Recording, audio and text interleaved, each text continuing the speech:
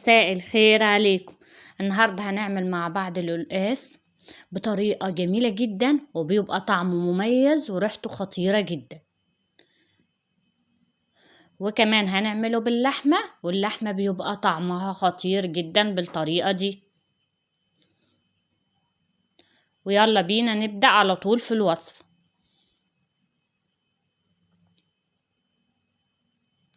معايا حوالي نص كيلو من القلقاس، طبعا مقطعاه مكعبات صغيرة، مقشراه ومقطعاه مكعبات صغيرة بالشكل ده، وحطاه في مية اول البداية اللي انا عملته.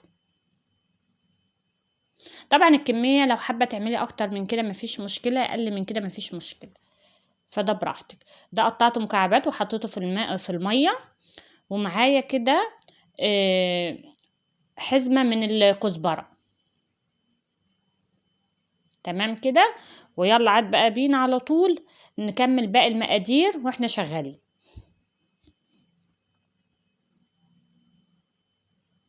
طبعا معايا الحلة، حاطة فيها بصلة وسط متقطعة مكعبات صغيرة خالص، وبعدين فضلت اقلب فيها لحد ما خدت اللون الذهبي او اللون الاصفر. هو البصل ده اساسا لونه احمر، البصل الاحمر، فمش شرط يعني البصل الاحمر، اي نوع بصل عندك. بصلة وسط بنقطعها ونقلب فيها لحد ما تاخد اللون الاصفر. وبعدين بقى بنزل عليها بالطماطم، حوالي نص كيلو من الطماطم.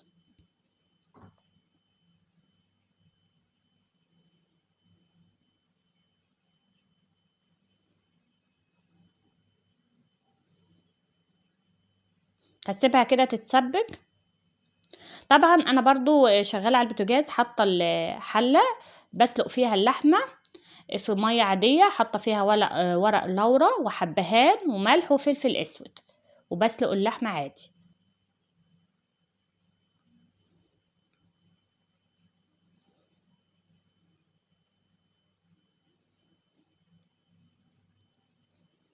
وبغطيها بقى وبسيبها تكمل سوا. برجع تاني للصلصة بتاعتنا، حطيت نص معلقة سكر صغيرة عشان تعادل حموضة الطماطم. وبعدين بقى احط ملح، فلفل اسود، نص معلقة صغيرة خالص بابريكا، واقلبهم مع بعض.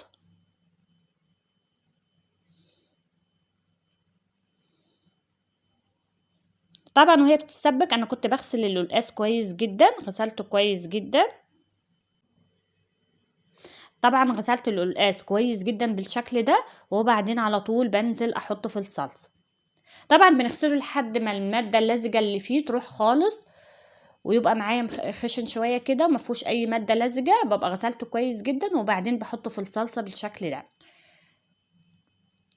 بغطيه واسيبه في الصلصة شوية كده حوالي 5 دقايق بس عشان ياخد اللون الاحمر من الصلصة. شوفوا اللون احمر ازاي.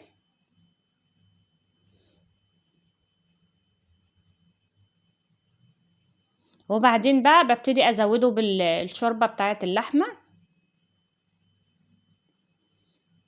طبعا اللحمة استوت معايا فانا طفيت عليها، وهزودها بالشوربة.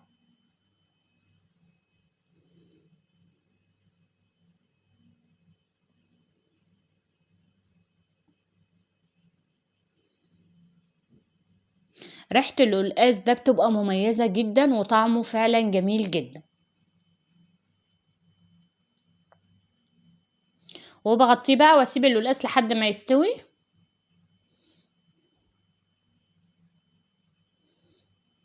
بشوفه كده بايدي، اشوفه كده استوى كده تمام جدا، بقى طار استوى معايا. بحط بقى، انا قطعت الكزبرة غسلتها طبعا وقطعتها صغير جدا خالص بالشكل ده، وحطيتها على القلقاس.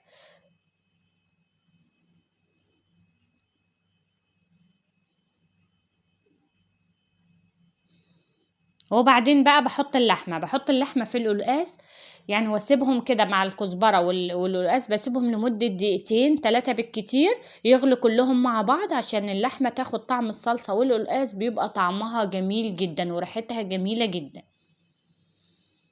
فانا بحط اللحمة كلها وبسيبها دقيقتين 3 يغلوا مع بعض، وبعدين طبعا بطفي عليه، بيبقى كده استوى معايا. وبنبتدي بقى نغرفه. شوفوا شكله جميل جدا ازاي، وريحته خطيرة جدا، واللحمة كمان بيبقى طعمها جميل ولونها جميل جدا، مع طبعا رز بشعرية بيبقى تحفة بجد. شوفوا اللحمة شكلها جميل جدا، واتمنى الوصفة تكون عجبتكم، وما تنسوناش بقى بلايك للفيديو وشير للفيديو، واللي لسه ما اشتركش معايا في القناة يشترك ويفعل الجرس على الكل عشان ينزل له كل فيديوهات الجديدة. وباي باي.